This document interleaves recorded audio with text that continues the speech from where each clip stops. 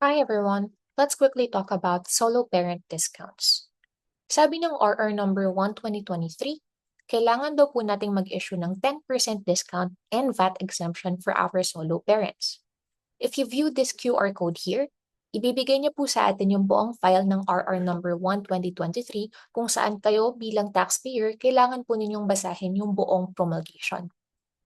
Now, ano ba yung pinakakailangan nating malaman mula doon? Listahan po ng mga items na pwede lang isyuhan ng ating solo parent discount. Ilan po ito sa mga nabanggit nila.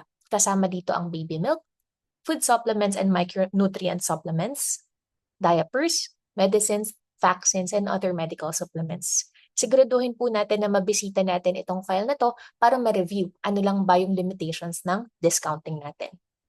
Once you have that na, check po natin siya sa system. Pag in-apply natin siya kay Utak POS, mapapansin po ninyo, meron po kayong button ng solo parent sa inyong system. Kung i-apply natin siya ngayon, ganito po yung itsura. Parehas po sa lahat ng discounts natin. Pwede tayo mag-issue ng discount sa selected product lang o sa kabuuan. Pero tandaan po natin, dapat alam ninyo kung ano lang ang pwedeng issuehan ng discount. In this example, diaper lang ang pwede. So, ang i-issuehan ng discount ay si diaper, click ko lang po siya. Mula po dito, I can select solo. And if ever you are issuing out SI mula kay Utak POS, hihingin po ang detalye ng ating customer. From this, pwede po natin ilagay yung details nila mula sa ID. Sabihin natin ito po ay si Juan de la Cruz, ID number na naka-issue sa card. Pwede din pong ilagay ang PIN at address kung kailangan man. Pag nag-confirm po tayo ng discount, pwede pa rin po tayo mag-issue ng kahit anong note na kailangan at kapag nakapag-done po tayo, saka lang po lalabas yung discount sa system natin. Makikita po natin na yung diaper kanina ay naging 85.18 na. Saan nanggaling yung 85.18 natin? For this one po, yung diaper na example natin kanina, may presyo siyang 106. I-divide po natin siya sa 1.12 to get the base price. Makukuha po natin ang 94.64 pesos kung saan dyan natin i-issue yung 10% discount.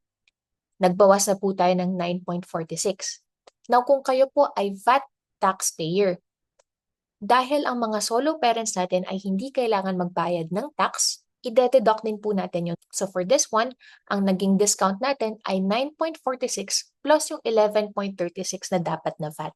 Kung titignan po, ito din ang isang representation niya. Once okay na po tayo, review lang po natin yung total natin. Pagka-charge natin, don't forget to issue e-receipt to our solo parents para lumabas din po lahat ng detalye na nilagay natin. Reminder na lang po sa ating lahat, kapag mag-i-issue po tayo ng 10% discount at VAT exemption, nasa selected products lang po sila. It is your responsibility to review the products subject to discount. Mabilisang reminder lang po na kung tayo po ay non-VAT, 10% lang po ang may isyong discount. Pero kung tayo naman po ay VAT, 10% and VAT exemption. Again, RR number 1 2023 po ang ating i-review for the item subject to discount. If you have any clarifications, please don't hesitate to message us in our Facebook group chat. Happy selling!